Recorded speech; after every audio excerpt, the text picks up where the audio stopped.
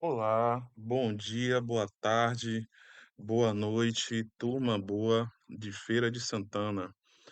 Não sei aí que horas que vocês estarão assistindo esse meu vídeo, por cá, professor Rodrigo. Estamos então retornando na nossa disciplina de Relações Sociais e Políticas. Espero que todos e todas tenham vivido aí um bom semestre. Espero que todos e todas tenham conseguido descansar, enfim, uma boa virada de ano também, né? O semestre que passou, uma virada de ano, e agora um 2025 potente, repleto, descansados, com a energia recarregada. Bom, hoje vou falar de neoliberalismo, neoconservadorismo e o impacto disso dentro do nosso cenário, da nossa realidade. Vou gravar aqui mais ou menos uma hora de vídeo, né? Tô aqui postando para vocês. Esse momento é assíncrono. E no próximo encontro teremos um encontro síncrono, na próxima terça-feira. Para subsidiar também os nossos debates, eu vou trazer, disponibilizar, na verdade, o texto de Marilena Chaui, Democracia e Sociedade Autoritária, Calil e Correa, Política Antigênero na América Latina, e Achille Mbembe, A Saída da Democracia, onde ele vai falar de política da inimizade. Então, hoje, esse nosso debate, que não é um debate, né, agora, mas assim que nos encontrarmos, né, na semana que vem, eu quero ouvi-los também a respeito dessas questões, giram em torno desses pontos, dessas discussões. Então, assim, nós temos dois termos, né? O primeiro deles, neoliberalismo e neoconservadorismo, que promovem transformações na nossa sociedade, principalmente nos campos de direitos sociais, eh, direito, a parte do neoliberalismo, né? Conquistas sociais, assistência a minorias, e também na arena democrática, nas questões do gênero, dos novos direitos, com esses pontos relacionados ao neoconservadorismo. E aí, eh, as duas correntes são distintas, mas elas se encontram. De que forma que elas se encontram? Bom, essa inclinação, né, política em torno da direita, que nasce na França, né, com o parlamento francês, a partir do movimento de revolução de 1789, em que pela primeira vez a representação popular sentava, né, comparecia ao parlamento e se sentava à esquerda, os jacobinos. E aí, consequentemente, ficou entendido que esquerda era a ala pobre, progressista das pautas sociais. E aí a direita é o oposto disso, né, a favor do Estado, do mercado, da livre iniciativa, da economia, do desenvolvimento, da acumulação de riquezas do capital. Bom, e aí, eh, essas 2 correntes elas conseguem se abraçar em relação a essas pautas da direita, e a gente vai ver como é que essa trama, se desenrola. O neoliberalismo redefinindo as relações entre Estado e sociedade, enquanto o neoconservadorismo querendo reforçar as hierarquias sociais e os papéis tradicionais de gênero. Então, neoconservar, né, ser um novo conservadorismo. Esses movimentos têm impactos na nossa estrutura, nesse cenário da América Latina, e aí a gente vai ver isso a partir de alguns autores. Correia e Calil, Marilena Chaui, Achille Mbembe, Junqueira e por aí vai.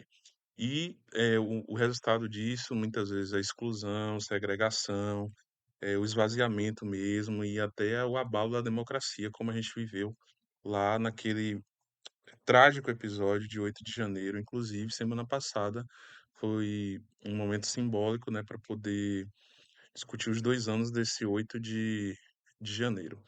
E aí, um dos autores que discute isso é aquele Mbembe, que vai dizer mesmo dessa tentativa de esvaziamento da democracia por dentro da própria democracia, que é algo perigoso. Tem o livro do Ziblatt também, que é Como as Democracias Morrem, já compartilhei com vocês. É um estudo em tese nas Américas, mas reflete mais o cenário dos Estados Unidos, que tem agora o Trump também já com algumas caminhos imperialistas, segregacionistas em relação a latinos estrangeiros, querendo também se apossar de áreas que já são nações soberanas, né, como o caso do Canadá, a retomada do Canal do Panamá, enfim. Então tudo isso está girando hoje, em torno do mundo, esse fortalecimento também da direita e da ultradireita, muito preocupante. Caso, por exemplo, do Milei na Argentina. Então são muitos pontos para a gente poder observar a partir da mobilização dessas, teorias. Então vamos caminhar um pouquinho. Para começo de conversa,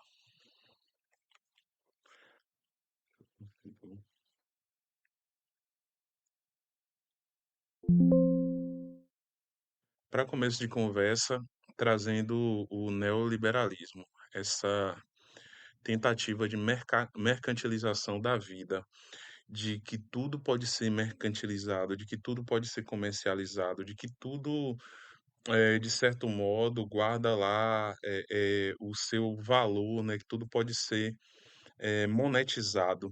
E aí, consequentemente, Marilena Chaui vai dizer que isso reflete na democracia, como uma tentativa mesmo de, tecnicista, de levar tudo para o campo econômico e, consequentemente, esvazia o caráter participativo.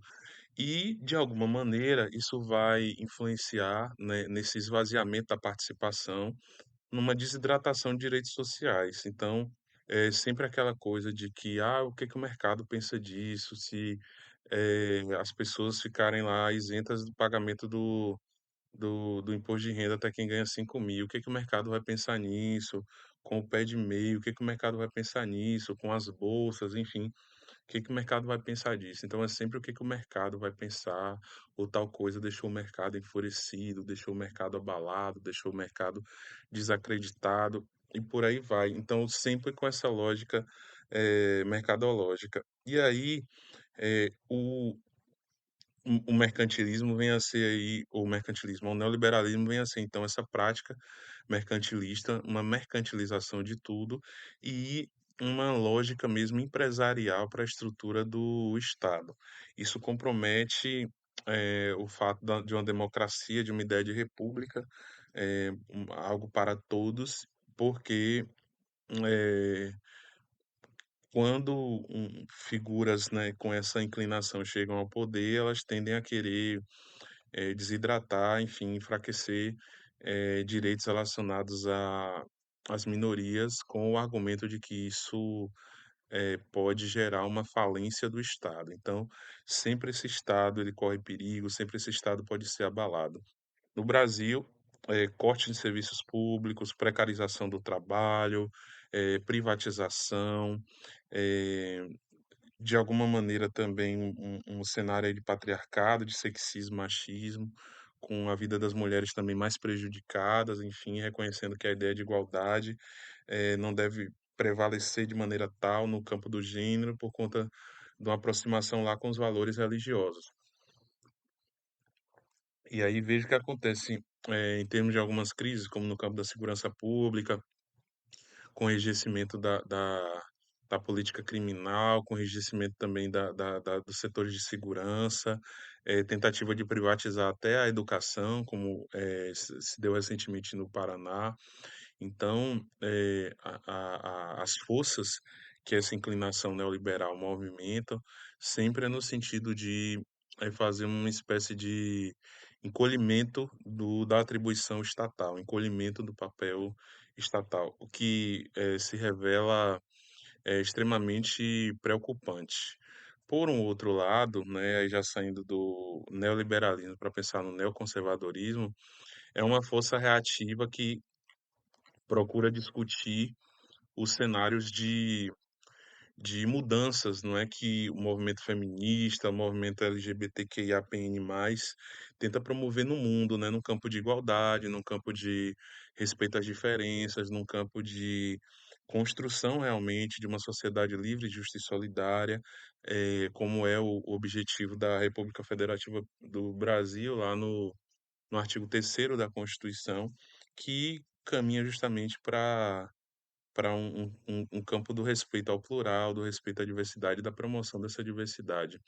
E aí, esse movimento surge não só, mas também muito no campo religioso, principalmente em religiões cristãs, principalmente em religiões protestantes, evangélicas, né, em todas as linhas. E é uma agenda mesmo que aparece sempre com uma ideia de que eh, as pautas, enfim, dos movimentos feministas LGBTQIAPN+, vão acabar com o mundo, vão destruir o mundo, abalam o campo da família, enfim. Essa maquinaria a gente vai destacar alguns pontos mais à frente. Consequentemente, isso reverbera uma política de exclusão, né, na perspectiva de Aline Mbembe. eh, Vai dizer que a política democrática antes era inclusiva, mas é marcada agora pela hostilidade, com a segregação justificada pelas moralidades tradicionais. Então, em nome de uma manutenção, né, de uma conservação, de uma certa moral, e aí essa moral excludente, unilateral, em nome de uma salvaguarda de determinadas questões postas como de extrema relevância, há uma agenda mesmo para poder apagar, invisibilizar, eh, de alguma maneira invalidar também as conquistas e as pautas ainda que caminham, né, em busca de aprovação desses movimentos. E aí, essa expressão família tradicional, a família tradicional brasileira está afetada. Família tradicional brasileira corre perigo, então o nosso foco é a família. Eu sou a favor de Deus e da família, família, família, família. Como se as pessoas integrantes desses grupos progressistas não tivessem família e nem fossem a favor da família. E aí, é nesse momento em que esse movimento se aproxima do neoliberalismo para discutir que o Estado está deixando de proteger as famílias ou está então de alguma maneira, abrindo portas para que a família seja fragilizada, o que é muito preocupante. E aí, nós temos um reforço de estereótipos patriarcais, isso causa um prejuízo também no gênero, uma vez que se rediscute papéis de gênero e a diferença, como sendo algo praticamente da ordem do natural, então que não deveria haver nenhuma intervenção por parte do Estado, porque a igualdade existe, então, consequentemente, o que há de desnível é da ordem do natural, não precisaria de uma intervenção, de uma correção. E tudo isso que eu estou colocando, né, esses argumentos trazidos por esses movimentos neoconservadores, não correspondem à realidade, né? São discursos mobilizados, um malabarismo argumentativo, como eu costumo dizer, justamente para poder criar essas narrativas e garantir ainda a circularidade delas, nos meios em que, existe uma abertura para, escuta desses grupos. Então, muito preocupante, porque realmente existe uma lógica, de fato, uma maquinaria.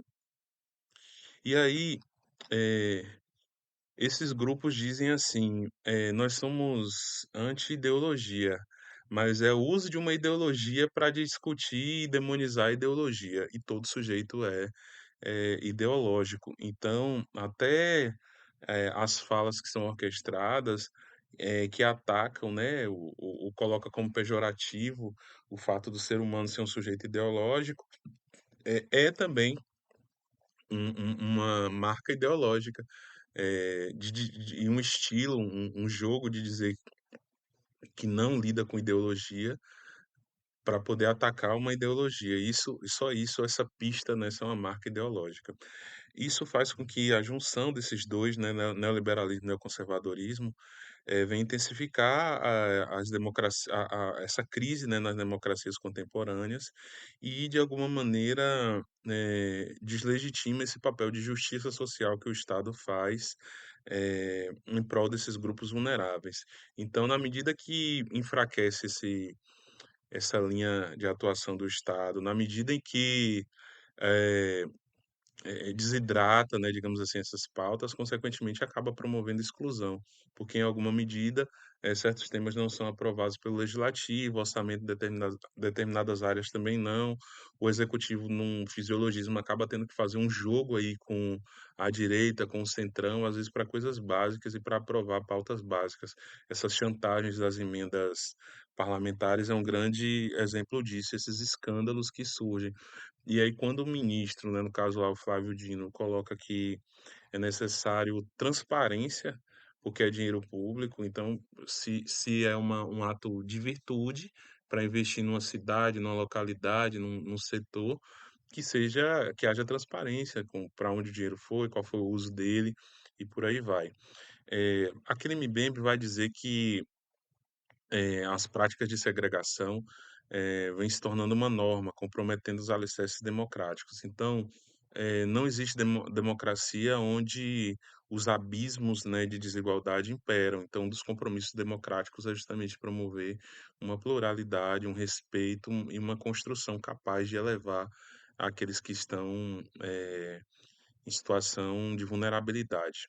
No Brasil, nós temos cortes orçamentários em programas de saúde reprodutiva, descontinuidade de serviços para vítimas de violência doméstica, e isso acaba impactando diretamente nas mulheres. Isso aconteceu, por exemplo, no governo Bolsonaro. Esses cortes também, ou essa descontinuidade em determinados serviços, fez com que vacina não chegasse, respiradores também para a região norte, vacina não chegasse para povos indígenas, pessoas em situação de rua também invisibilizadas, né? O exemplo lá do superintendente da Caixa que comemorou os CPFs invisíveis. Nós tínhamos 40 milhões de brasileiros com CPF existente, vivos, enfim, que não demandavam por nada do serviço público, né? E, consequentemente, então, eram pessoas que estavam invisíveis, esquecidas. Fator também que desperta extrema preocupação. Disso, a gente pode pensar já no texto do Mbembe, que vai dizer da saída da democracia. O que que seria essa saída da democracia? Sair da democracia. É essa política da inimizade que ele diz. O Mbembe ele vai falar das transformações. eh, a democracia contemporânea ela é transformada e muitas vezes desidratada sobre essas forças globalizadas, militarizadas, enfim. Após o 11 de setembro, principalmente, que é uma análise bem contemporânea, ele vai dizer que eh, cada vez mais ficou distante os ideais de igualdade e liberdade e se moveram esses ideais em direção a uma política de segregação e hostilidade.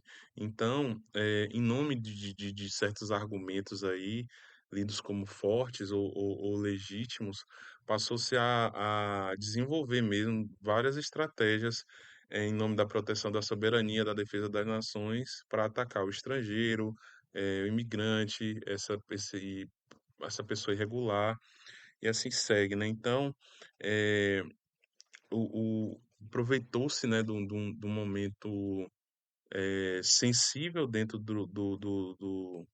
da realidade do mundo, né, que foi essa necessidade aí de se pensar em como se protegem as soberanias de ataques terroristas, de grupos terroristas, para poder implementar mesmo muita segregação e hostilidade, em nome de valores lidos como maiores, né, a defesa da soberania, a defesa da nação, a defesa dos nacionais.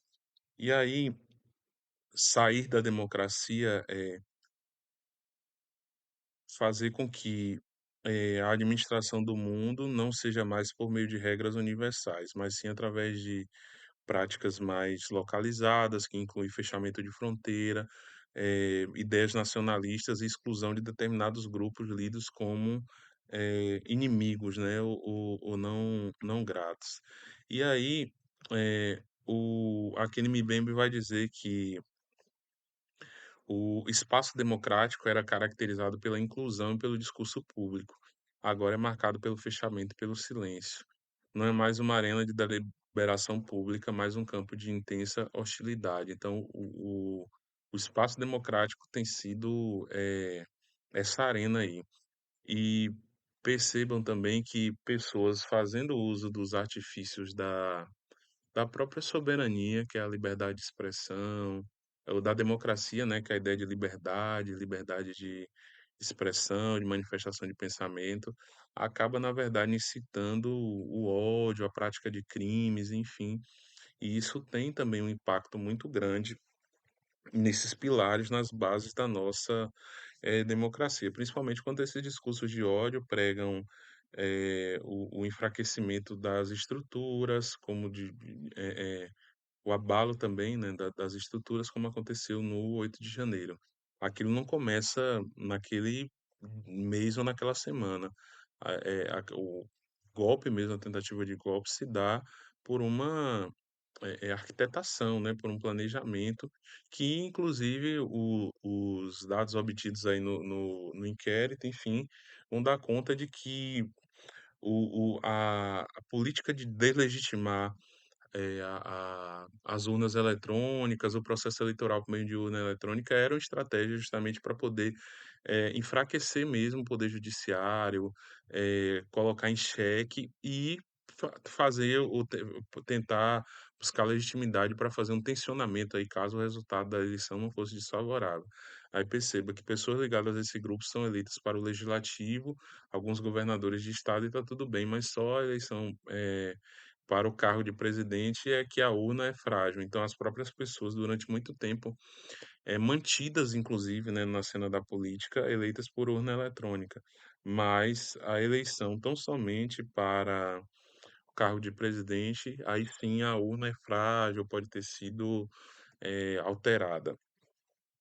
O MIBEM vai considerar ainda que a democracia, tal como entendíamos, está sendo esvaziada quanto às práticas de exclusão. eh, e se torna uma norma e não a exceção. Então, esse esvaziamento da democracia acaba sendo uma norma. A exclusão baseia-se no medo do outro, que pode ser real ou imaginário, e se manifesta através de práticas de segregação e desigualdade. E aí lembra até a obra do Zygmunt Bauman, é chamada Estranhos à Nossa Porta, em que o autor também reflete essa aversão ao outro, no caso, o estrangeiro. E aí, para resolver essa questão, né, do desidratar da democracia, do enfraquecimento da democracia, por essa arquitetação, por essa circulação, por esses discursos, o MIBEMB vai propor o seguinte, que deve haver uma ação direta, uma resistência, que vai romper com essas políticas que querem perpetuar desigualdades. Então, que é preciso haver um enfrentamento, uma posição das pessoas em relação a tudo aquilo que existe em prol da redução das desigualdades, justamente porque esse movimento que se faz por parte desses grupos neoliberais e neoconservadores é justamente esquematizar meios de que as pautas progressistas elas sejam esvaziadas, desidratadas e aí, consequentemente, a mobilidade social seja eh, de muito difícil, né, de uma realidade muito difícil, de uma possibilidade, digamos assim, quase que zero, quase que esvaziada. Essa ação direta envolve resistência, eh, movimentos mesmo de rebeldia, de revolta, né, protesto, de tomada de posição para que essa corrente, né, essa forma de olhar para o mundo, ela não seja mantida, né? Enfim. E aí, quais os exemplos que aquele Mbembe trabalha com a ideia de greve geral por parte eh, da classe trabalhadora, ele vai discutir ali eh, medidas que discutam um novo modo de produção, uma nova estruturação social, enfim, sem nenhum vínculo mesmo com o Estado, né? Seriam as pessoas promovendo uma verdadeira tomada de posição. E no meio disso ele propõe ainda algumas reflexões para repensar essas relações de democracia, violência e condição humana, inclusive discutindo mesmo o próprio papel do Estado nessas reproduções ou perpetuação de violência. Uma vez mobilizado aí conceitos, visões, né, nesse primeiro momento, em torno do que vem a ser o neoliberalismo, o neoconservadorismo, e como são as linhas, né, ideológicas desse grupo, né, o que é que eles pautam, essa questão do encolhimento do Estado, neoliberalismo, né, privatização, corte de receitas relacionadas a temas sociais. Aí do outro lado, o neoconservadorismo, com esse pregar da família tradicional, dizer que o Estado ele precisa eh, se fortalecer para não fazer com que a família venha a ruir, enfim. Onde é que esses discursos eles pipocam, né? Como é que eles então reverberam de uma maneira direta, prática? E aí a gente pode analisar algumas iniciativas de lei e, consequentemente, verificar o deslizar, né, dessa ideologia de uma maneira materializada no poder legislativo, né, com as bancadas de Bíblia, de bala, ruralista e assim segue. É, proposta de emenda à Constituição relacionada ao aborto, a PEC do aborto, é, é restringir direito das mulheres, dificultar o acesso ao aborto legal, mesmo nos casos previstos em lei, estupro, é, uma gestação que põe em risco a vida da gestante, anencefalia, que já foi reconhecido pela via jurisprudencial, enfim. E aí o argumento, né, de quem propõe essa PEC, que são essas linhas de direita conservadora, é de que está protegendo a vida intrauterina, inclusive, e isso se alinha com valores cristãos e conservadores.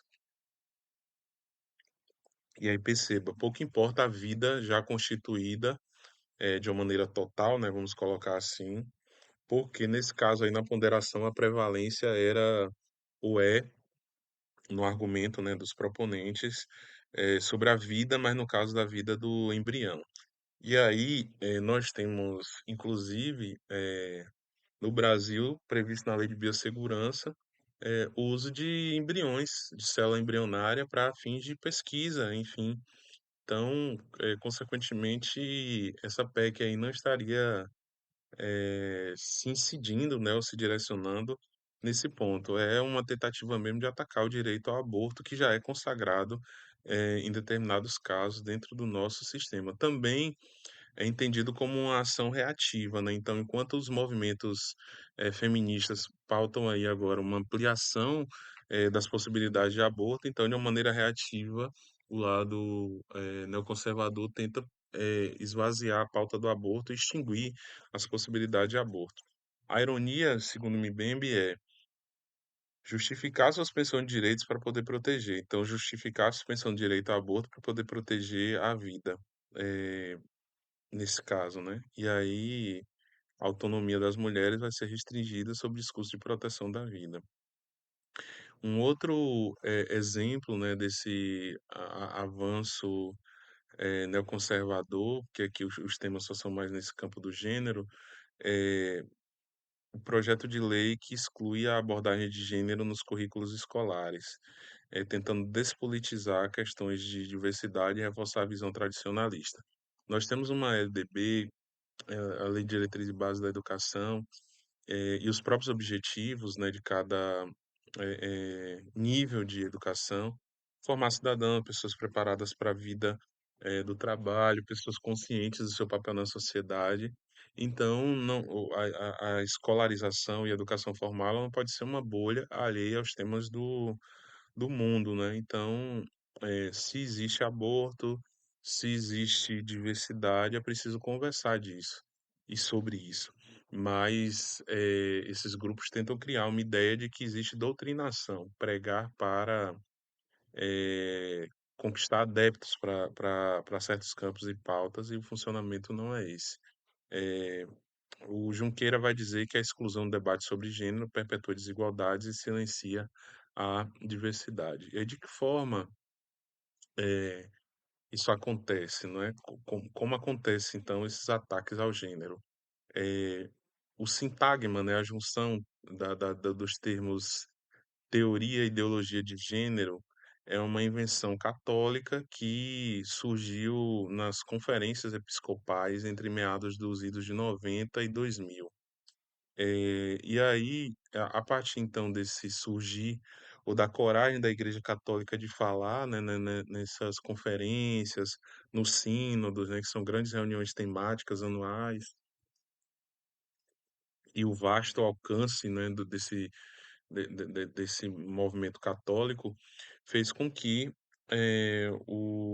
outras inclinações cristãs se apropriasse também disso e passasse a pautar isso, dentro dos seus espaços. E aí, consequentemente, isso reflete em projetos de lei, na desidratação de políticas públicas e assim segue.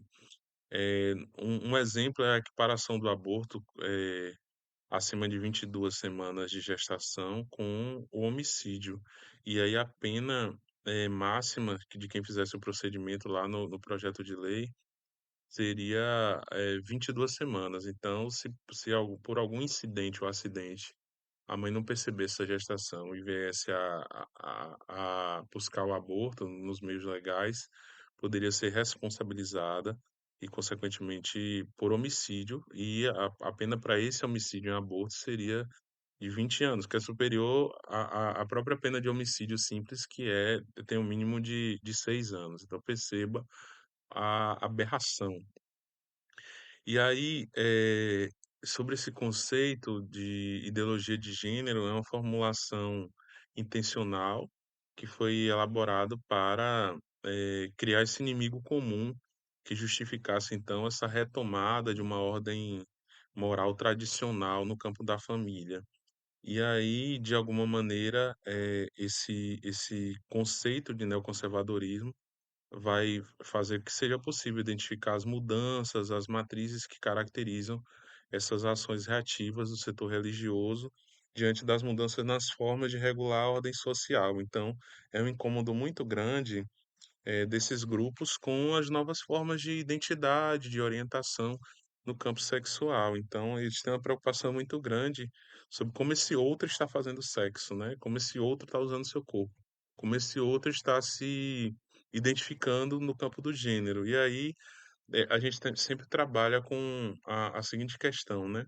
Se é uma demanda do outro, por que que ele ofende? Se é a orientação sexual do outro, se é a identidade de gênero do outro, se é a visão política do outro, se é o time de futebol que o outro torce, por que que isso está ofendendo internamente? Então, talvez seria um ponto para que pessoas, né, dessa corrente, dessa linha, refletissem. Por que que o gênero, o sexo, a orientação sexual, a forma que a pessoa está usando o corpo, sei lá, o órgão que a pessoa está usando, para fazer sexo incomoda, esses grupos, né, então por que que tá futucando eles também lá de alguma maneira?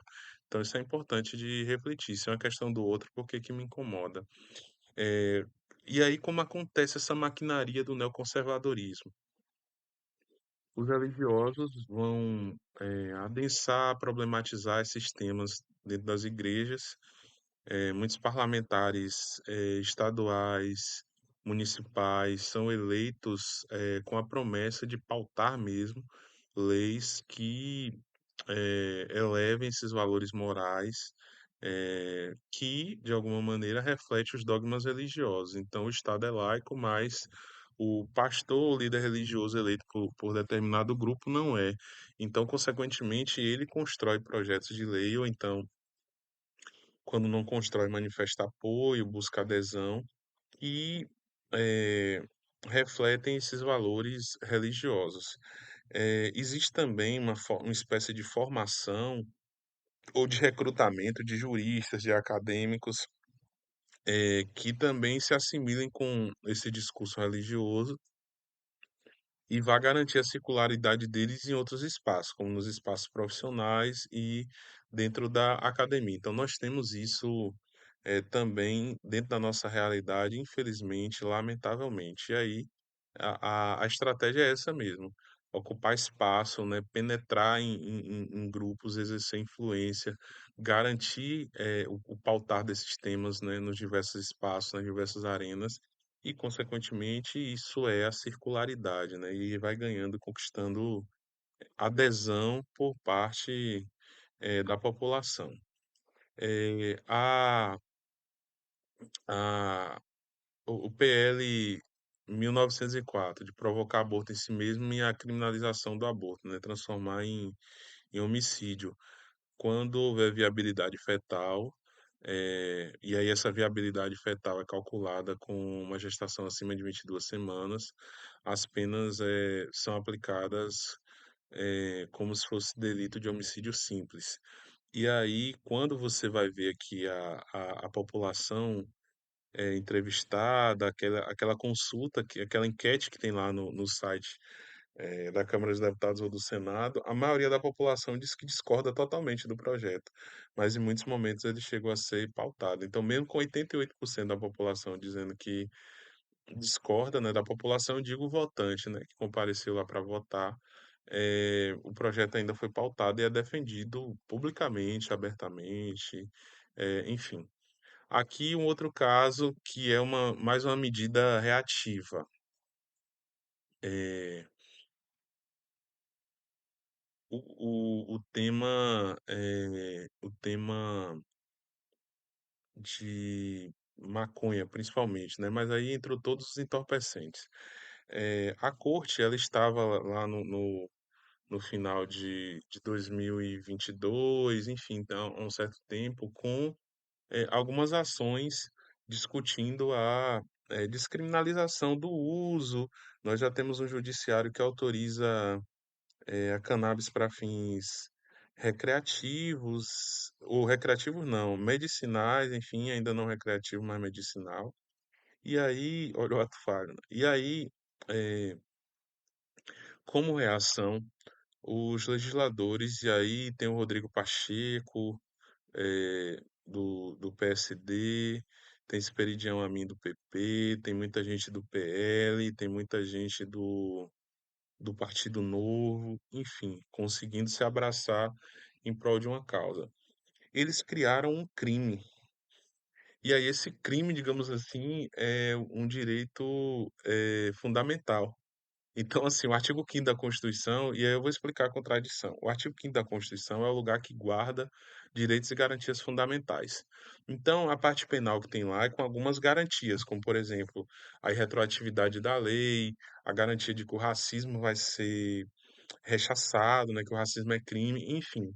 Então, o caput da Constituição vai deixar explícito que aquele lugar ali, o artigo 5º, é um lugar de temas ligados à segurança jurídica, à liberdade, à igualdade, à pluralidade, enfim, né? Então, tem alguns blocos ali de direitos, né? Direitos à ordem social, enfim.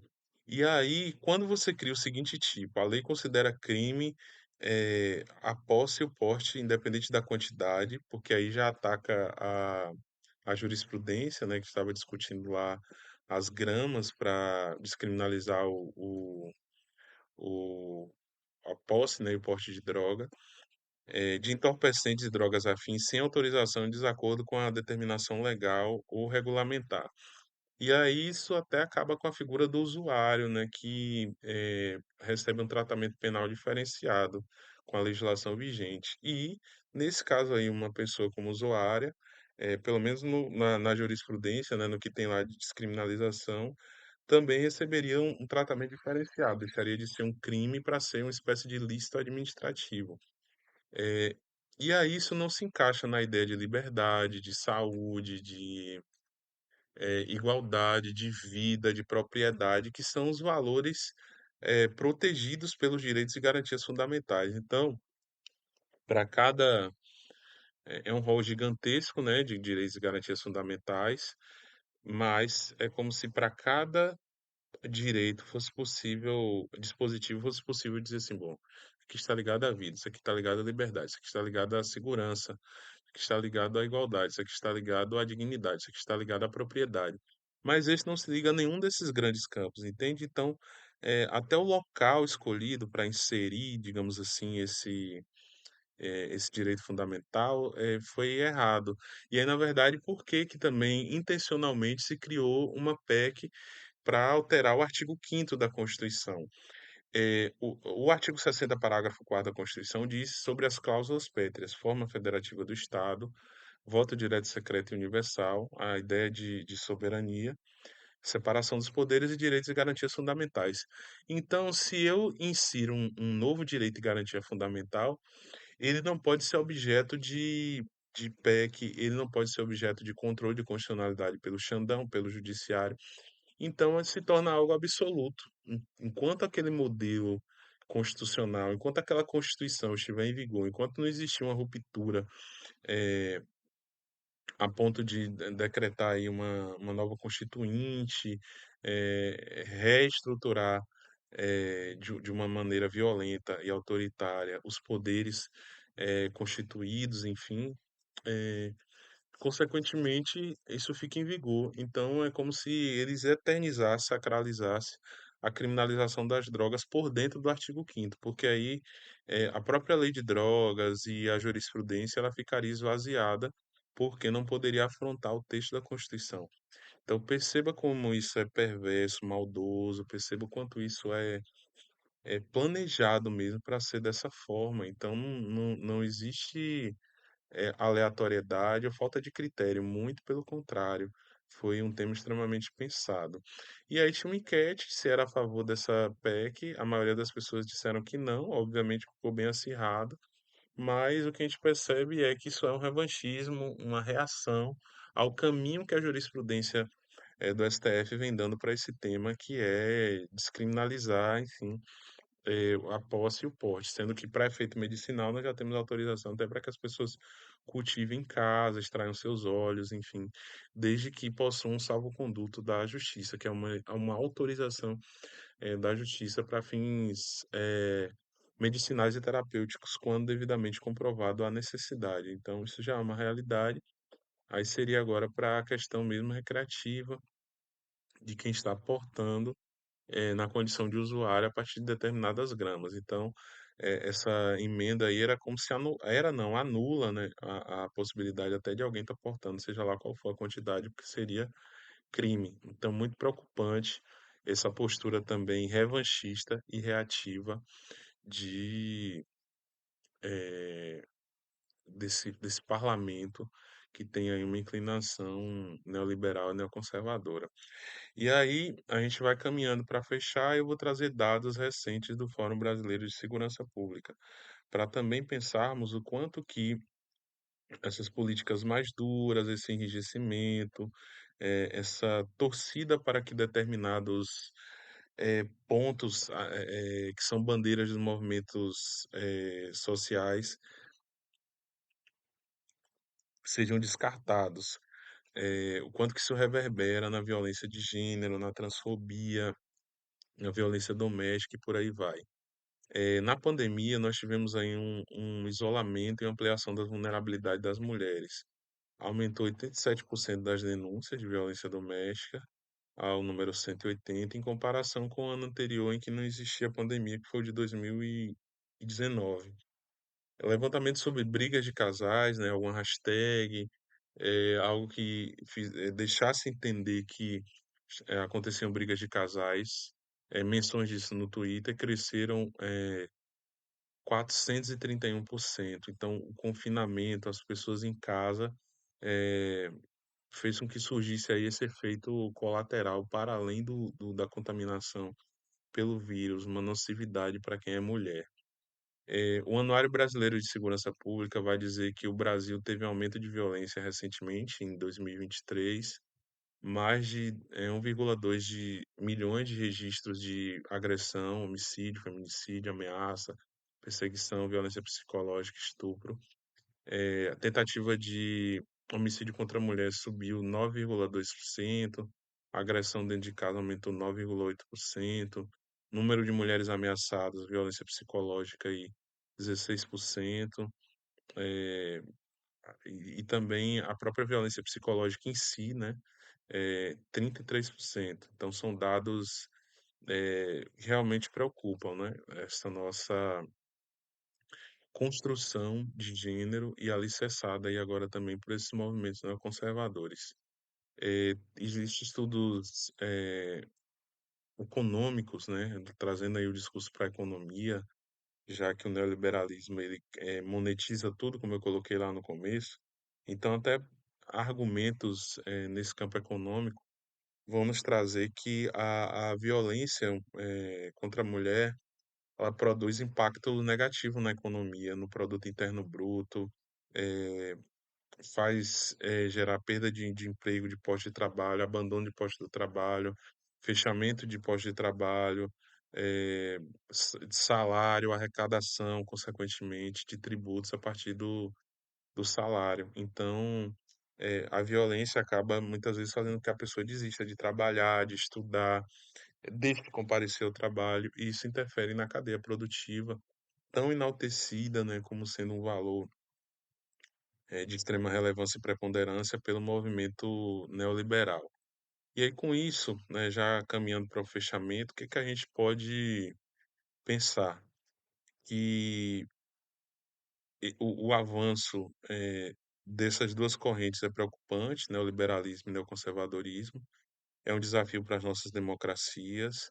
Essas ideologias vão minar a ideia de igualdade, de participação, colaborando ainda com a perpetuação das exclusões, como diz o Achille Mbembe. Nesse cenário é necessário resistir, fortalecer os movimentos sociais, promover uma aproximação entre os movimentos também nas suas pautas comuns, para que assim os poderes constituídos, parlamentares também com essa inclinação percebam o quanto que os temas caros aos grupos vulneráveis eles não podem ser apagados no cenário político governamental. É possível repensar a violência e democracia, criando alternativas para reafirmar os direitos humanos e os valores democráticos. É por isso que também é importante, no nosso caso, eh, passar um bom tempo, marcando mesmo essa data do 8 de janeiro, da tentativa de golpe, para que, eventos dessa natureza não se repitam.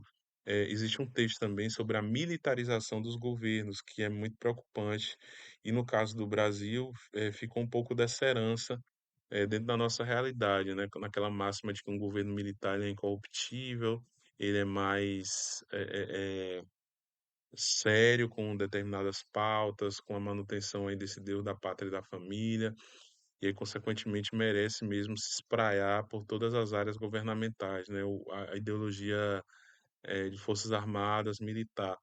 E isso causa também esse enrijecimento e esse abalo nos reais valores democráticos. Essa democracia precisa ser reconstruída por meio de luta por direitos e uma marcação mesmo do quanto que é importante esse modelo, inclusive para quem usa do modelo para protestar, que essas correntes aprenderam também, né, a ir para a rua, a fazer manifestação e às vezes usa desse direito de manifestação até para protestar contra o próprio modelo democrático, o que é também uma grande, contradição, né, em seus próprios termos, enfim.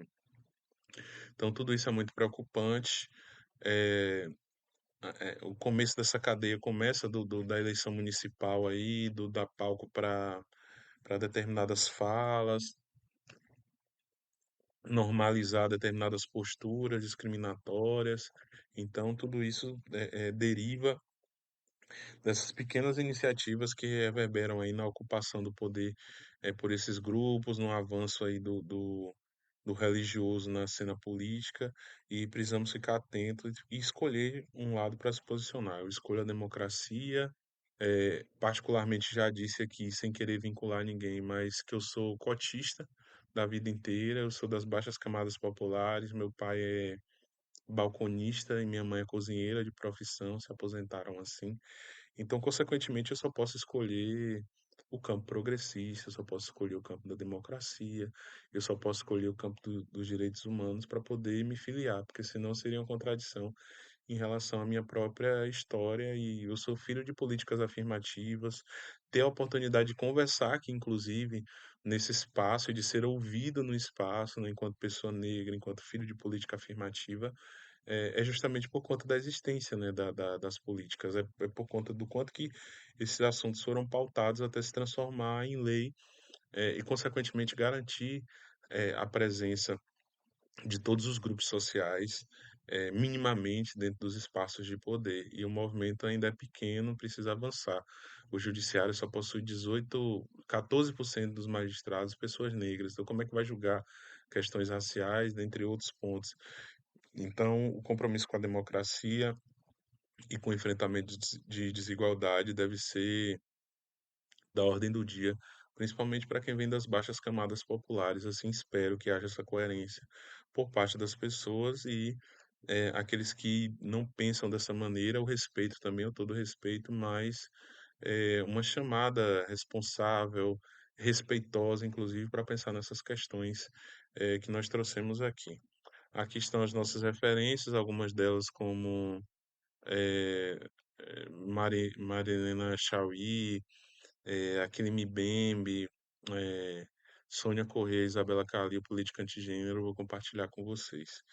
E é isso então, turma boa. A gente se encontra semana que vem, de forma síncrona.